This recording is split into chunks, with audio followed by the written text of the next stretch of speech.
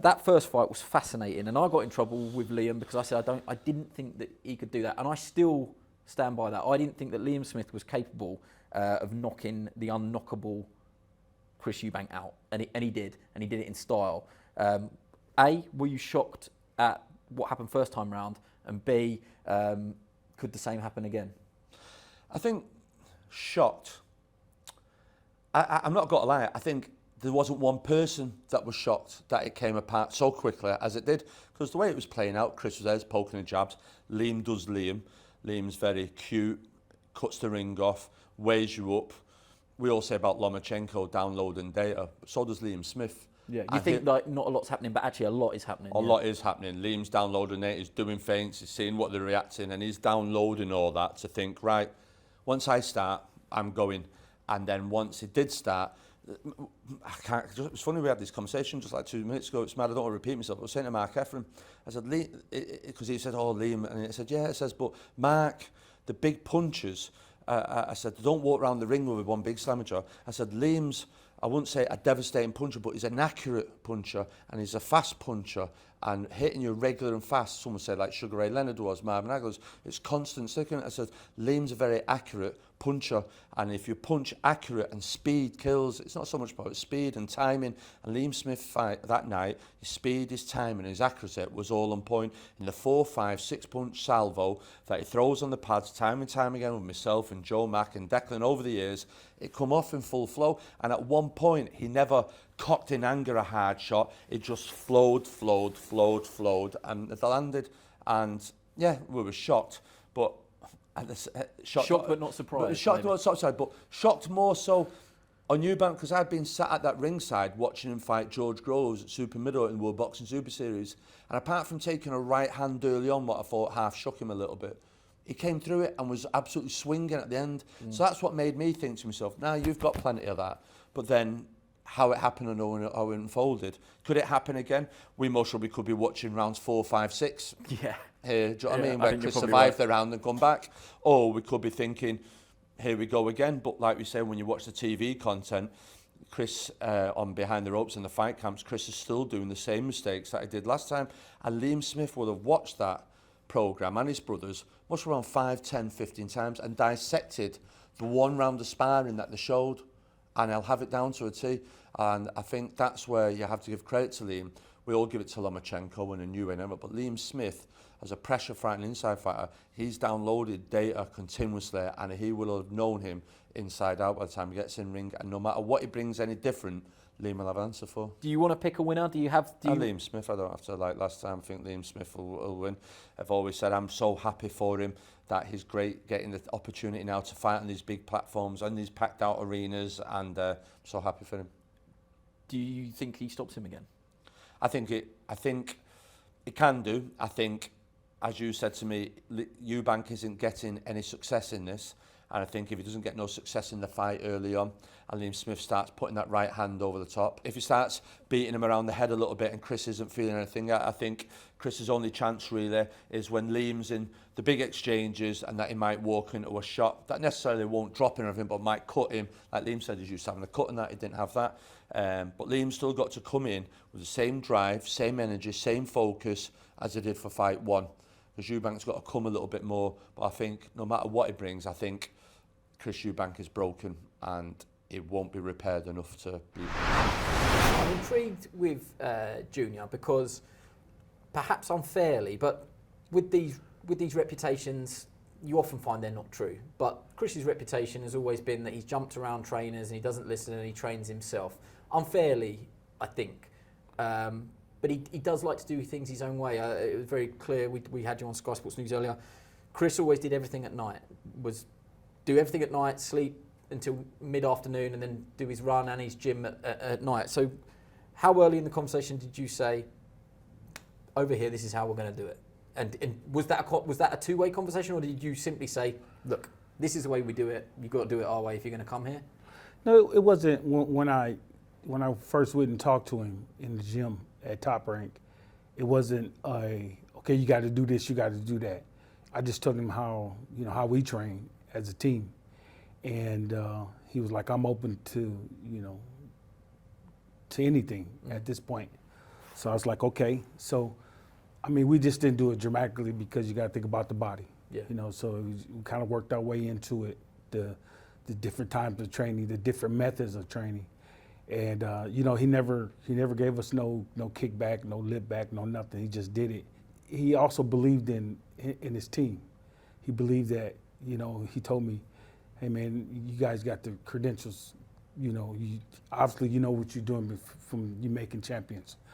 At first I thought it wasn't going to be a good fit, but because he don't say much. No, but Roy Jones said the same thing, and I've worked with Chris on and off for 10 years, and he doesn't say a lot. That's just the nature of the man. But as we continue to work together throughout the weeks, or the time we have, he's opened up, man. He's really opened up.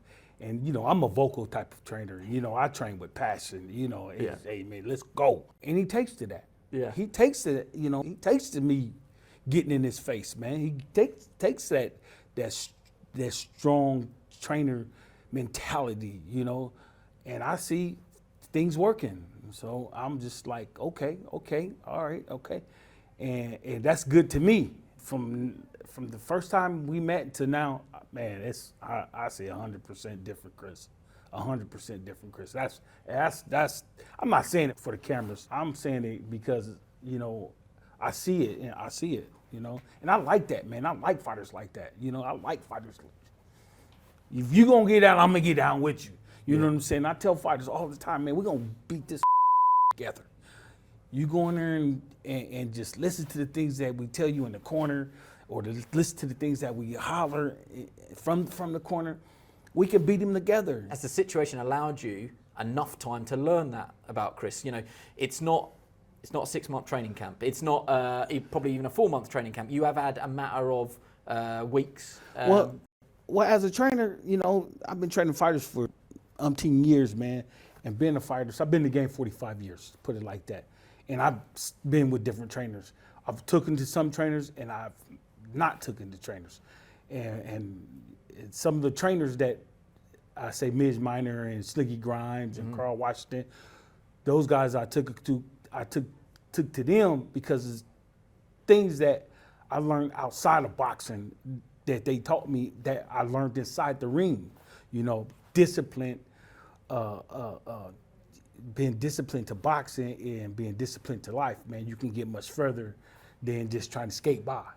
You know, and so this is what I try to tell these fighters. You know, this is what I try to live that life that they can see me doing it, so they can do it themselves. You know, if I'm 100% in, man, you should be 100% in. It shouldn't be no 100% and you doing 45%. It will never work. It got to be, everybody got to be 100% up here in order for this thing. How difficult is it if you flip your allegiances? If you put yourself in Team Eubank shoes, you've been knocked out for the first time in your career against a guy that you didn't think could do it. Nah. Do you see that the pressure switches to Team Eubank, that Liam comes in with little pressure, or do you think that Liam is under pressure to do it again, and Liam probably is still the underdog in many people's eyes just because of his profile, probably? I think it's a different pressure now for both guys. I think that Chris genuinely believed when he said, you know, I can come in at 50%. You know, I'm too skilled. I'm too talented. I'm too gifted. You know, I'm going to beat Liam. Liam moving up from junior middleweight. You know, he can't beat me. You know, Yeah. I think he genuinely believed that. Well, I think he realizes now, and you'd have to be, you know, there's no way he cannot believe. He knows that he's in with a real man. You know, with a real fighter and someone who can punch and whose tenacity is unlike anything I've seen much before. You know, there's a very few guys that have the tenacity that Beefy has. And now I think he knows that that's real. So he's going to prepare for that. Now we're going to get the best of Eubank, a fully focused, cautious, wary and dangerous Chris Eubank, because he has to make up for what happened in that four-round blowout.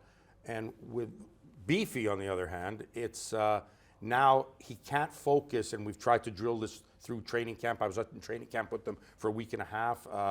We drilled through him that it doesn't matter that you don't get him in 4 rounds. You don't have to better your performance. You just have to keep doing what you were doing in that fight and let it be round 5, you know, and just keep going and continue that, because you're going to be facing a guy who's going to be wary of you right now. I think that Beefy fights the way Beefy fights.